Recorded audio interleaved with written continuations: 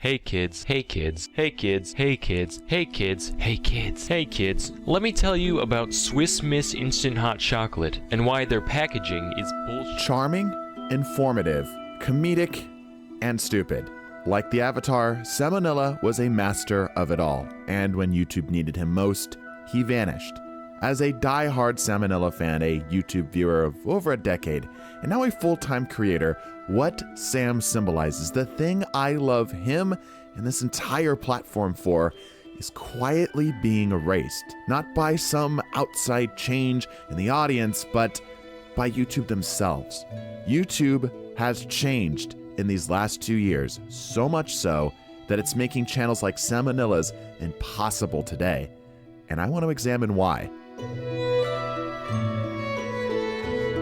YouTube has made its share of questionable changes. Many viewers of today are probably unaware of how much has truly changed through the years. For example, up until March of 2010, YouTube let viewers rate videos out of 5, which was then replaced by the public like and dislike system, which was then made private in November of 2021.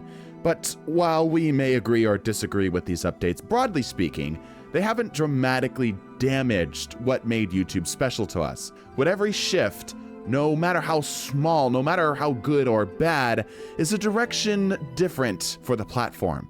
And just like the ship of Theseus, eventually, after enough changes, YouTube won't be what it was in 2005 or even 2020. This isn't to say that old YouTube was perfect and we should rewind back to the time of overly aggressive MLG intros on Call of Duty videos or cringy yearly rewinds, but maybe it's just me, but these last 2 years of YouTube have felt more hollow than it has in the past. Homepages are barren of interesting topics, good creators are harder to find, and videos feel repetitive. Anytime you're unhappy with what videos are being shown to you, it's most accurate to blame YouTube's algorithm. What we have today is much different than in the past, and oftentimes what the algorithm likes, for lack of a better word, determines the time period of YouTube. The original algorithm focused way too much on subscriptions, and then somewhere in 2010 it focused on just creator recognition, and now we live in what some have coined modern YouTube. Today, in order to play the game or beat the algorithm, you can't just have tons of subscribers and be an entertaining creator. Just look at your suggestions right now. You will have a few channels that you recognized over there, of course, but 90% of them will be from creators you don't recognize. Or maybe you do, but you don't really watch them regularly. The shift is driven by the algorithm's focus, and by proxy, the creator's focus on retention optimization. But a change in eras is far from a bad thing. The reason that we often think of the golden age of YouTube being somewhere between 2010 and 2018 is because this was the exact time the shift from the old algorithm to the modern algorithm occurred. Veterans and well-recognized creators saw the algorithm shift towards a more topic-driven YouTube. Because the barrier to entry was starting to get lower as technology and revenue started to get easier to acquire, this picked up some new creators who were good at playing into it, while also driving the veterans into some of their best work. Sam Onella was one such channel. He got his start in 2016 and was the exact embodiment of the golden age of YouTube. Sam's niche was sharing mostly useless, albeit funny life advice, dissecting extremely niche or somewhat gruesome topics, fascinating histories, all while having an unmistakably charming and hysterical personality. Some of Sam's best classics include apologizing to God because of how we bred dogs, why Swiss Miss has bad packaging designs, or that time a man with a genetically abnormal digestion tract ate a baby. Sam nailed this blend of being a show in and of himself and choosing a roller coaster of a video topic. His least popular video, for comparison, is an announcement video from over 9 years ago, with a thumbnail that looked like this. And it still got 1 million views. Sam was a harbinger of modern YouTube, but ironically, since his last upload about a year ago, he may have also been a prophet of its end. Modern YouTube is giving way to the post-optimized period. This period is marked by two key differences. One, topic-driven traffic, and two, short-term relevancy. The full shift to topics has been coming for a while. Ask any older creator, they will tell you this. It may not be what you or I want to watch, but it's obviously what most people want to watch because it gets views. Rather, the problem you have felt on your homepage stems more from this ravenous competition for short-term relevancy and how YouTube is letting bad actors in. YouTube is a more figured out system. Successful creators have published books on how to be successful, and entire channels make their living off of telling people how to be successful on YouTube. Again, this in a vacuum isn't a problem. Heck, we got our start during this period. But because everyone wants a slice of this pie, sometimes they'll take it from others. What YouTube allows, it encourages. Whatever systems are in place to help or hurt certain creators will be taken advantage of. Just like how the platform saw an influx of topic-driven content, today's era is seeing an influx of creators racing to the bottom. Anytime someone likes a channel, there will be those who use it as their own inspiration.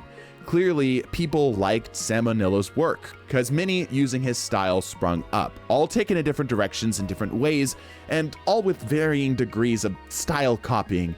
But all of these channels are these creators' unique spin on Sam's chaotic formula. These channels made profits, of course, but they were started because they wanted to create. And I'm willing to bet the monetary incentives were secondary. You can't know whether you will make it on YouTube, so these channels must have started understanding the risk and just loving their topic enough to risk it all anyway. YouTube's ability to let someone pursue passions while being able to make a living is the only reason channels like Sam's could survive long term. But risk is scary, and YouTube wants people to upload as much successful content as possible. So what if YouTube and creators could find a way to rake in the ad revenue without a morsel of risk? What if a creator could cheat? And what if YouTube let them? This is Primate Economics, a channel that uses poorly drawn pictures of monkeys to explain complicated topics like economics in a humorous way. This is Monkey Explains, a channel that uses poorly drawn pictures of monkeys to explain complicated topics like economics in a humorous way. Which channel do you think came first, and which channel do you think has more uploads? Monkey Explains is a doppelganger channel. Doppelgangers seek to emulate a successful channel's style as closely as possible to gobble up as many potential viewers as it can. In the post-optimized era, these types of channels are everywhere. Seeing a channel inspire another channel isn't inherently an issue, but where do we draw the line? Where would YouTube draw the line? Monkey Explains gave the original creator Primate Economics only 2 months before they made their move. Clearly, they aren't trying to stand out from their source material. In fact, I wouldn't be surprised if they were hoping to be mistaken for the original creator. Now, this may sound like a smear piece on Monkey Explains, and while I find their practice a bit scummy, generally, I think it's fine. Should they maybe make some sort of reference to the creator they're obviously copying? Yeah, probably. Are they required to? No, not at all. Humans are very originally unoriginal. One of my favorite pieces of wisdom is that there is nothing new under the sun, but we still have standards, don't we? If Monkey Explains went a bit too far into the realm of plagiarism, we would have a problem, would we not? You might already dislike this practice, but YouTube clearly doesn't mind. And this is where the problems emerge. Every inspired channel we have seen so far has varying degrees of plagiarism or inspiration. Sam spawned a small army of people who wanted to be like him, and it's possible he kickstarted this entire trend, even down to the monkeys. But you may have noticed on your recommended that videos with these MS Paint style visuals covering a topic focused on wide appeal for short-term relevancy in a non-serious way are everywhere. And if you were to investigate these channels, they all seem to have had this idea all at about the same time. Moreover, these channels aren't just inspired, they're clearly meant to be copies. Worse than the degree with our monkeys. These are doppelgangers that have perfected the art of imitation. But people don't just stop everything they're doing for the rest of their life and jump on a random successful new creator's coattails. It's just not feasible, nor does it make any good financial sense for any human to do, even if they are mitigating the risk by copying another. And that's because these channels aren't run by a person. These doppelgangers are AI. While content or idea theft has always been an issue, the rate at which ideas are being copied and produced en masse is frightening and destroying the incentive to be the next Sam Onella. It's hard to start a channel these days with so many creators competing for your attention. So why compete at all? Why bother risking your time, energy, and emotions? Why not just risk nothing? But are these bot copycat channels bad things? Clearly, these videos get views, so why not just let them fill the hole in the market? And sure, from the creator's point of view, this makes sense, but what about the viewers?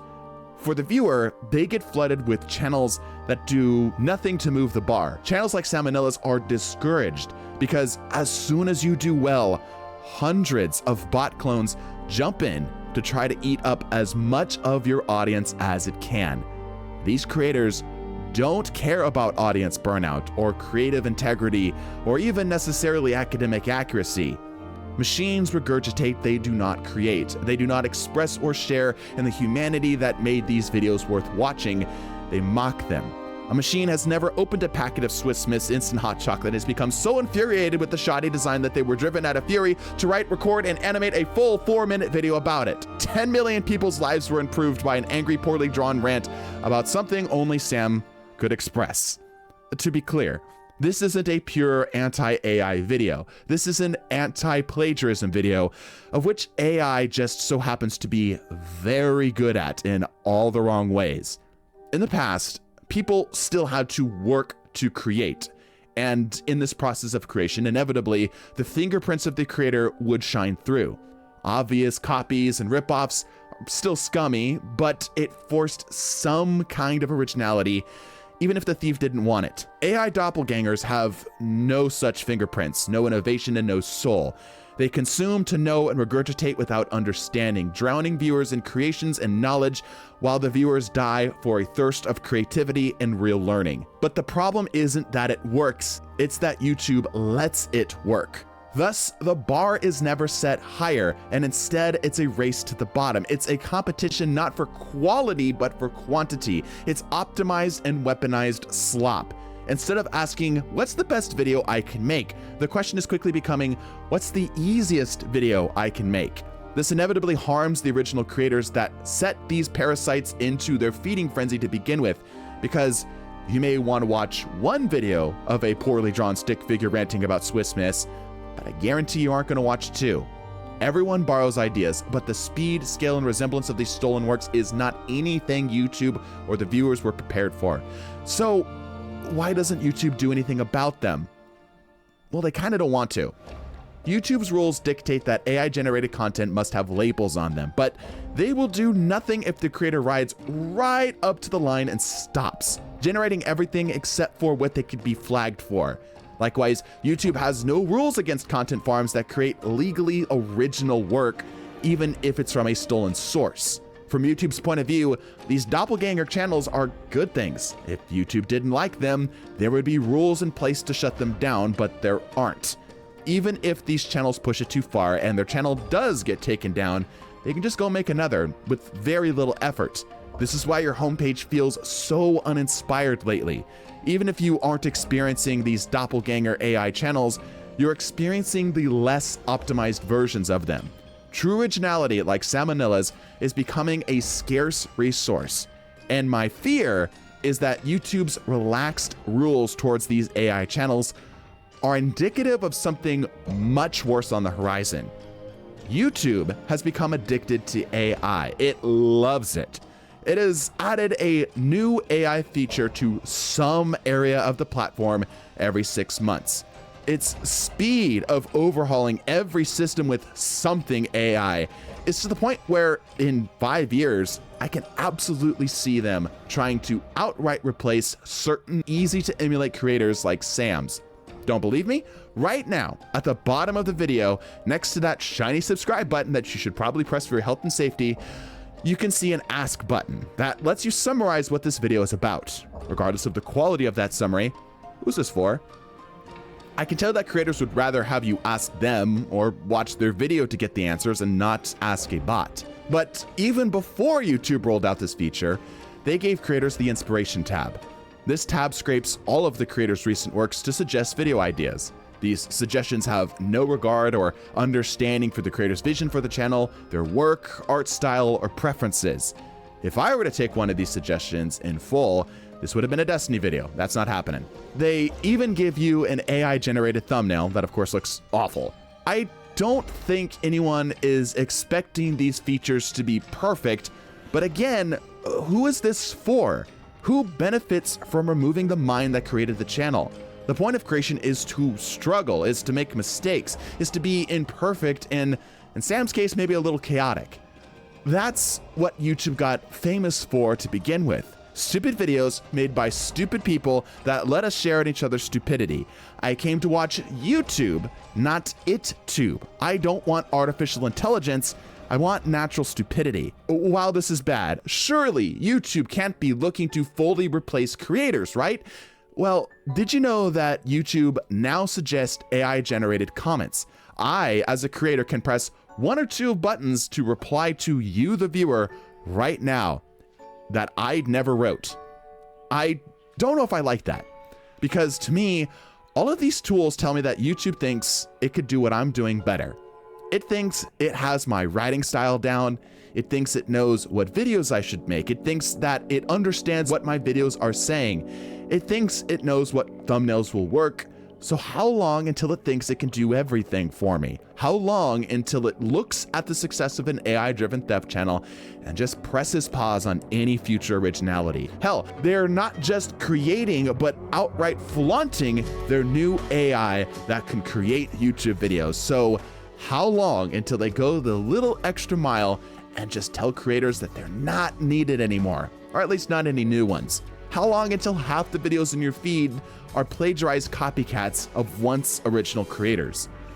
I apologize if this comes off as alarmist or overly sensationalized, but I never want to see this platform, which I grew up watching with creators like Sam, become so optimized to the point of sanitation. I will take one Sam Onella over 100 AI clones every day of the week. Despite all my hypotheticals and complaints, we are here because it is still YouTube, and creators, despite how much we may complain, are still treated better here than on any other video hosting site, because YouTube knows that without the people making their content, they would have nothing. And if or when they try to replace the Sam Onellas of the world with machines, then YouTube will have truly destroyed itself.